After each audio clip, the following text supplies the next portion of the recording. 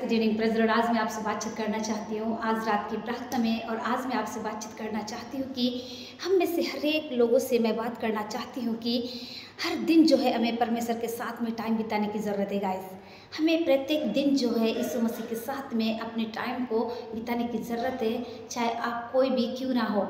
अगर आप परमेश्वर के साथ में चलते हैं और परमेश्वर के साथ में सेवा करना चाहते हैं तो सचमुच आपको परमेश्वर के साथ में नित्य प्रतिदिन आपको चलना है। आपको नित्य प्रतिदिन के साथ में परमेश्वर के वचनों के साथ में जो है आपको मनन करना है, आपको लोगों के लिए प्रार्थना करना है गाइस। आज से रात की प्रार्थना में मैं आपको शेयर करना चाहती हूँ, जब तक आपको परमेश्वर मिल नहीं जाते तब तक आपको उनको ढूंढना है। ढूंढना मतलब आपको प्रार्थना करना है, वचनों को पढ़ना है। परमेश्वर के साथ जो है आपको घनिष्ठता का एक संबंध को रखना है, परमेश्वर के साथ में एक रिलेशनशिप को रखना है गाइस। जब तक परमेश्वर आपको मिल नहीं जाते तब तक आपको परमेश्वर की सेवा में लगे रहना है और बाइबल का अध्ययन आपको करते रहना है गाइस। आज का जो सब्जेक्ट है, हमको परमेश्वर को हर दिन खोजना है गाइस।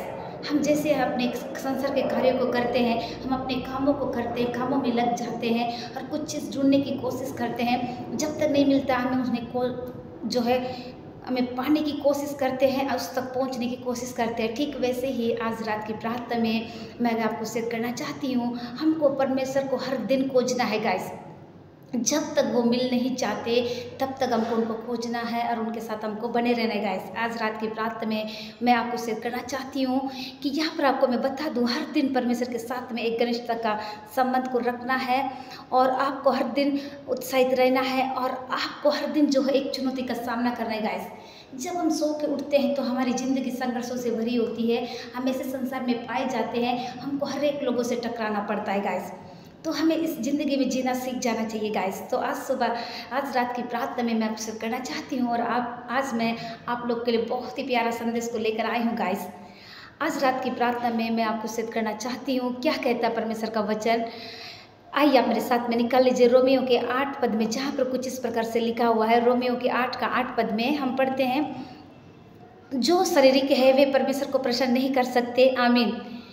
यदि वास्तव में परमेश्वर का आत्मा तुम में वास करता है तो तुम शरीर में नहीं हो वरना आत्मा, परंतु यदि किसी में मसीह का आत्मा ना हो वह उसका नहीं है। आमीन गाइस। यहाँ पर परमेश्वर का बहुत ही प्यारा खूबसूरत वचन गाइस आज रात की प्रार्थना में आपसे बातचीत कर रहे हैं और वो आपसे बातचीत कर रहे हैं कि यदि आप में परमेश्वर की आत्मा नहीं है तो आप परमेश्वर के जन नहीं हो। इसलिए परमेश्वर कहते हैं कि आप में परमेश्वर की आत्मा होना बहुत ज़रूरी है गाइस। आज रात की प्रार्थना में आपसे करना चाहती हूँ, आप पढ़ सकते हैं रोमियो के 8 का 8 पद में, जहाँ पर कुछ इस प्रकार से लिखा हुआ है, जो शारीरिक है वे परमेश्वर को प्रसन्न नहीं कर सकते। यदि वास्तव में परमेश्वर की आत्मा तुम में वास करती है तो तुम शरीर में नहीं हो। अगर आप में परमेश्वर की आत्मा रहेगी तो आप शरीर में नहीं हो। अगर आप में परमेश्वर की आत्मा रहती है तो आप जो है परमेश्वर के जन हो, और जिनमें परमेश्वर की आत्मा नहीं है वे परमेश्वर के जन नहीं है। यीशु मसीह कहते हैं कि यदि वास्तव में परमेश्वर का आत्मा तुम में वास करता है तो तुम शरीर में नहीं हो। आप सचमुच अगर परमेश्वर के साथ आप बने रहेंगे गाइस, आप सचमुच शरीर में नहीं रहोगे। आप हर वक्त परमेश्वर के वचन को पढ़ते रहोगे, आप हर वक्त लोगों के लिए दुआ करोगे, आप हर वक्त जो है परमेश्वर के बाइबल का अध्ययन को आप करते नजर आएंगे गाइस।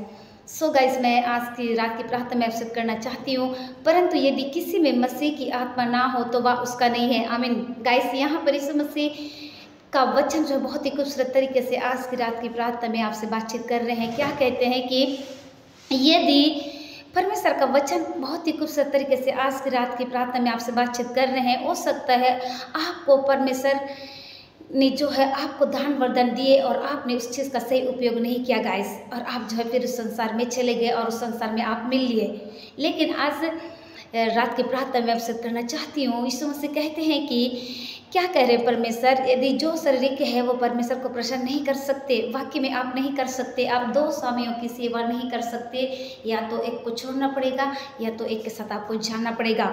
आपको मैं बता दूं, जब आप परमेश्वर को देने के समय में अपना सब कुछ समर्पित करेंगे तो परमेश्वर जो है ऑटोमेटिक आपसे बात करने लगेंगे गाइस। अगर आप परमेश्वर की सेवा करना चाहते हैं, एक बेटी बेटा है, सचमुच आप परमेश्वर की सेवा करना चाहते हैं तो आपको एक समर्पण का जीवन को जीना है। जो शारीरिक है वे परमेश्वर को प्रसन्न नहीं कर सकते।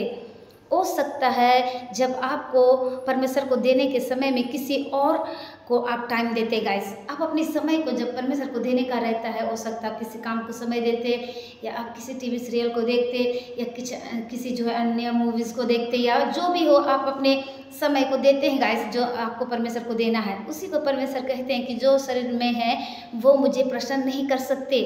आप सचमुच जो है जो आत्मा में है वही परमेश्वर को प्रसन्न कर सकते हैं, और जो आत्मा में नहीं है वो नहीं कर सकते गाइस। आज रात की प्रार्थना में मैं आपको उससे करना चाहती हूँ कि क्या कहता है, जब आपको परमेश्वर को देने के समय को आप किसी और को देने लगते हैं। आपको अपना समय जो है यीशु मसीह को देना है। आपको हर एक चीज़ का बलिदान करना पड़ेगा गाइस। आपको अपनी नींद का बलिदान करना है। आपको आप जिसमें समय बिताते हैं उस चीज़ को बलिदान करना है। आपको कम खाना खाना है। आपको समय पे उठ के प्रार्थना करना है, बाइबल का अध्ययन करना है, और परमेश्वर के वचनों को डेली आपको पढ़ना है। संसार का भोजन हम जैसे खाते हैं वैसे परमेश्वर के वचन को हमको डेली खाना है गाइस। मीन्स हमको उसको याद करना है, तब आप जो है आप कर सकेंगे। आपको मैं बताना चाहती हूँ कि यीशु मसीह इसलिए कहते हैं कि जब परमेश्वर की आत्मा तुम में वास करेगा तो तुम शरीर में नहीं हो। अगर परमेश्वर की आत्मा तुम में वास नहीं करते हो तो तुम शरीर में हो, वरन आत्मा। फिर यीशु मसीह आगे कहते हैं कि यदि किसी में मसीह का आत्मा नहीं है वह मेरे नहीं है। आमीन।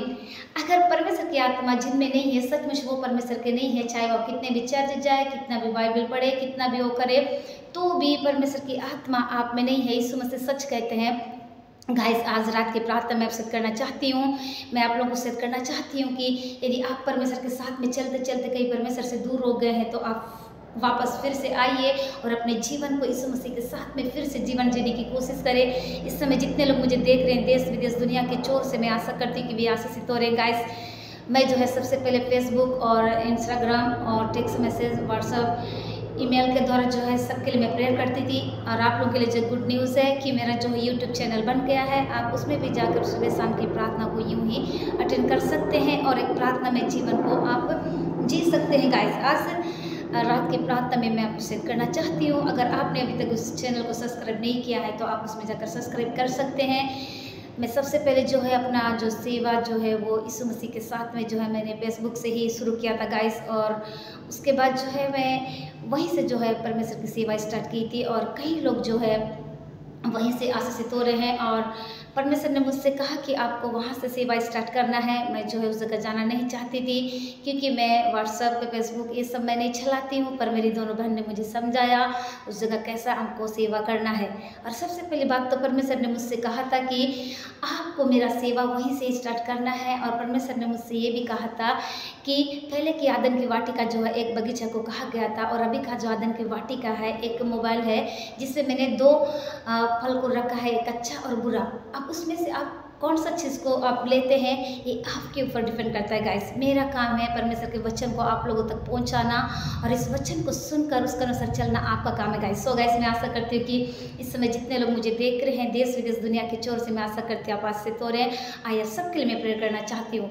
धन्यवाद धन्यवाद जीवन के देने वाले सामर्थ्य में प्रभु यीशु मसीह, आपने हमें संभाल कर रखा प्रभु, इसलिए हम धन्यवाद करते हैं प्रभु। इस समय जितने लोग प्रार्थना जीवन से दूर हो गए उन्हें वापस लाइए। कई लोग कई प्रकार के प्रॉब्लमों में फंसे हुए हैं, पवित्र आत्मा आप उनकी सहायता करिए, मदद करिए। विशेषकर उन बीमार लोग के लिए प्रार्थना करते पिता जो इस समय आईसीयू रूम में है, एडमिट है, कई प्रकार की बीमारों में फंसे हुए हैं प्रभु यीशु मसीह, आप उनकी सहायता करिए, उस चीज़ से आप बाहर निकलने में सहायता करिए।